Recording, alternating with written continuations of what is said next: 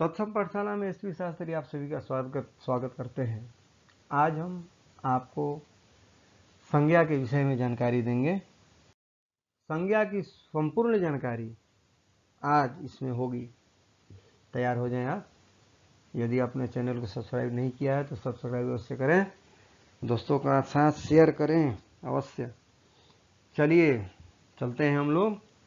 सामान्य चीज़ है लेकिन बहुत सी बातें हैं इसमें जो समझने लायक है। सामान्य जो परिभाषा है देखते हैं, जिससे किसी विशेष वस्तु अथवा व्यक्ति के नाम का बोध हो उस विकारी शब्द को संज्ञा कहते हैं। यानी सामान्य नाम को हम संज्ञा कहते हैं। जैसे हरि, हिमालय, होली, हवा, कुछ भी को हो संज्ञा हो। संज्ञा के 5 भेद हैं: व्यक्तिवाचक, जातिवाचक, द्रव्यवाचक, समूहवाचक और भाववाचक। कई व्याकरणाचार्यों ने 3 पहले भेद माना है, बाद में 2 उसके विभेद कर दिए हैं, लेकिन मूल आपके 5 भेद हैं। पहला व्यक्तिवाचक संज्ञा, जिस विकारी शब्द से किसी एक व्यक्ति या वस्तु का बोध हो उसे व्यक्तिवाचक संज्ञा कहते हैं। एक व्यक्ति या वस्तु का व्याकरण के नियमानुसार जो है वो बात है कि एक ही व्यक्ति या वस्तु का बोध होता है, और कुछ अवस्थाएं या जो इसके रूप हैं निम्नलिखित हैं। देखिए, जैसे व्यक्ति के नाम एक ही होता है, राम, रमण, राधा। दिशाओं के नाम पूर्व, पश्चिम, उत्तर, दक्षिण, कुछ भी, माने एक नाम, एकदम ध्यान रखिएगा, एक होता है। देशों के नाम भारत, जापान, चीन, अमेरिका, इंग्लैंड, कुछ भी। समुद्र के नाम काला सागर, भूमध्य सागर, अरब सागर, नाम एक, ध्यान रखिएगा, व्यक्ति किसी एक का नाम। राष्ट्रीय जातियों का नाम भारतीय, रूसी, जापानी, अमेरिकन, ठीक है। नदियों के नाम गंगा, यमुना, सरस्वती, कावेरी। पर्वतों के नाम हिमालय, विंध्याचल, कई तरह के नाम। नगरों के नाम, सड़कों के नाम गया, अशोक पथ, राजपथ। नाम जो होता है, नाम एक ही होता है, ध्यान रखिएगा इसमें।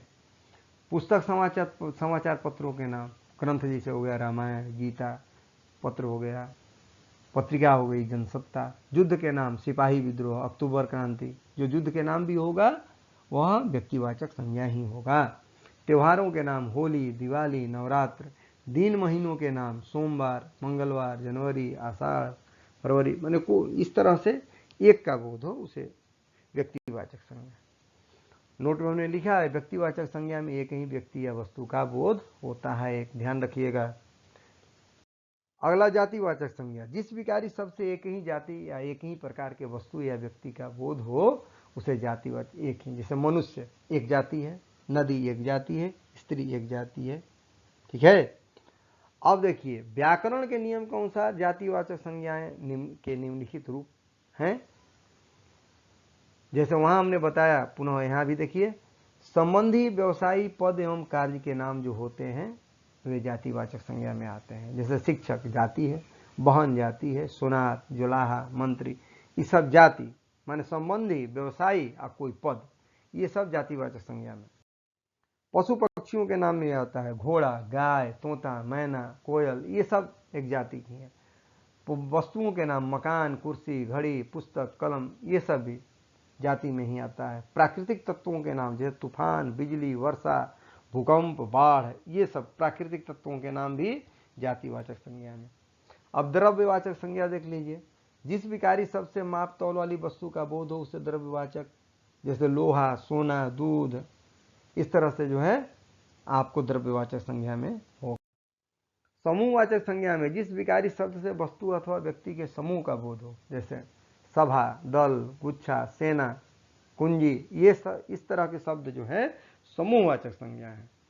भाववाचक संज्ञा, जिस विकारी शब्द से वस्तु या व्यक्ति के गुण, दशा अथवा व्यापार का बोध हो उसे भाववाचक। जैसे बुढ़ापा, मानवता, बचपन, मिठास, ये सब भाववाचक संज्ञा है।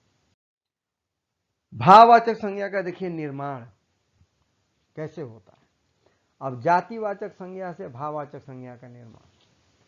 अब बूढ़ा से बुढ़ापा, मित्र से मित्रता, लड़का से लड़कपन, बच्चा से बचपन, इस तरह से विशेषण से भी होता है। गर्म से गर्मी, मीठा से मिठास, चतुर से चतुराई, ये भाववाचक संज्ञा में परिवर्तन। कठोर से कठोरता। अब क्रिया से भी, जैसे सजाना से सजावट, चढ़ना से चढ़ाई, मारना से मार, दौड़ना से दौड़, इस तरह से।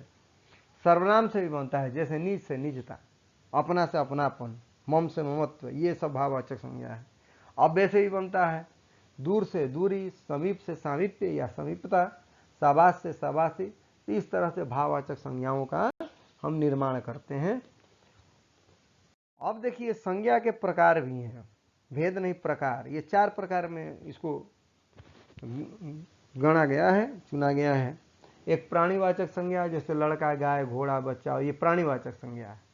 अप्राणीवाचक, जिसमें जान नहीं है, मेज, टेबल, चारपाई, कुर्सी, पत्थर, ये सब अप्राणीवाचक है।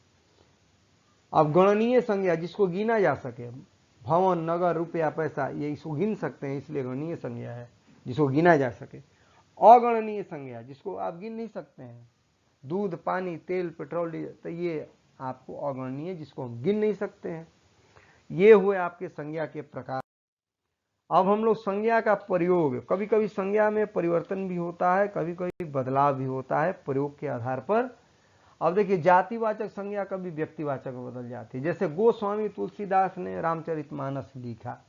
अब गोस्वामी, अगर ऐसे हम कहते हैं, जैसे सामान्य समझिए गोस्वामी जा रहे हैं, तो गोस्वामी यानी गाय का स्वामी, गाय चराने वाला जा रहा है। लेकिन यहाँ पर तुलसीदास के लिए गोस्वामी आ गया, एक व्यक्ति विशेष के लिए, तो गोस्वामी जातिवाचक होते हुए भी यहाँ पर व्यक्तिवाचक संज्ञा है।